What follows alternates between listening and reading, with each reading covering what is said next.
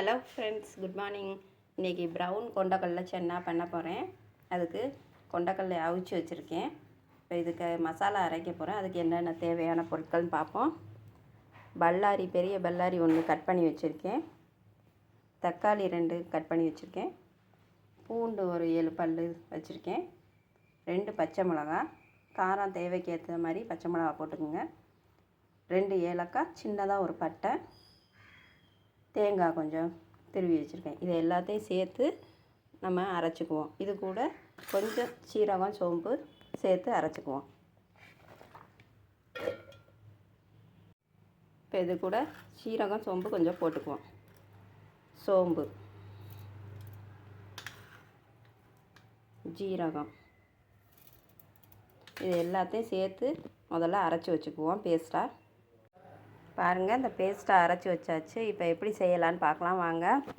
கடாயை வச்சு எண்ணெய் ஊற்றியாச்சு. எண்ணெய் கொஞ்சம் இதுக்கு அதிகமாக ஊற்றிக்கிறோங்க, அப்போ தான் இது நல்லா டேஸ்ட்டாக இருக்கும். இப்போ இந்த எண்ணெய் சூடானதும் கடுகு கொஞ்சம் போட்டுக்குவோம். அது கூட கொஞ்சம் உளுத்தம்பருப்பு, சீரகம் கொஞ்சம். இப்போ இதில் இந்த கடலையை போட்டுக்குவோம்.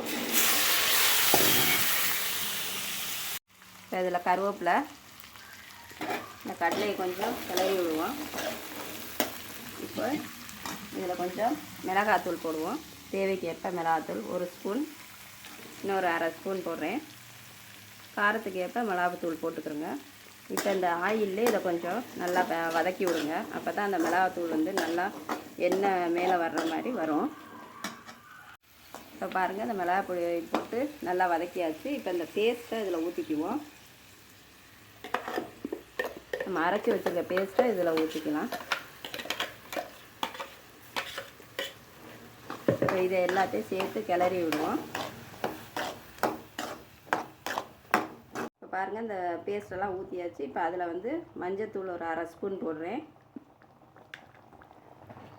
தனியாத்தூள் ஒரு ஸ்பூன் போடுறேன். தனியாத்தூள் ரொம்ப போட வேண்டாம். இப்போ இதுக்கு தேவையான சால்ட்டு, தேவையான அளவு சால்ட்டு போட்டுக்கிறேன். இது ஒரு 10 நிமிஷம் நல்லா வேகட்டும். அப்போ தான் இதில் உள்ள பச்சை வடையெல்லாம் போகும். இப்போ பாருங்கள், மசாலா எல்லாம் வந்து அந்த ஸ்மெல்லெல்லாம் போய் நல்லா வாசனையாக இருக்குது. ப்ரௌன் கொண்டக்கடலை சென்னா ரெடி ஆயிடுச்சு. இப்போ ஸ்டவ் ஆஃப் பண்ணிக்குவோம். பாருங்கள், ப்ரௌன் கொண்டக்கடலை சென்னா மசாலா ரெடி ஆயிடுச்சு. மேலே கொஞ்சோண்டு கொத்தமல்லி தூவி விட்டுருக்கேன். வெள்ளை கொண்டக்கடலையோட ப்ரௌன் கொண்டக்கடலையில் தான் உங்களுக்கு சத்து அதிகம். ஆனால் நான் எல்லோரும் வெள்ளை கொண்டக்கடலை தான் நம்ம சாப்பிட்றோம். இதை வந்து சாப்பிட்டு பாருங்கள். இதே மாதிரி செஞ்சு சாப்பிட்டு பாருங்கள். பிடிச்சிருந்தா லைக் பண்ணுங்கள், சப்ஸ்கிரைப் பண்ணுங்கள்.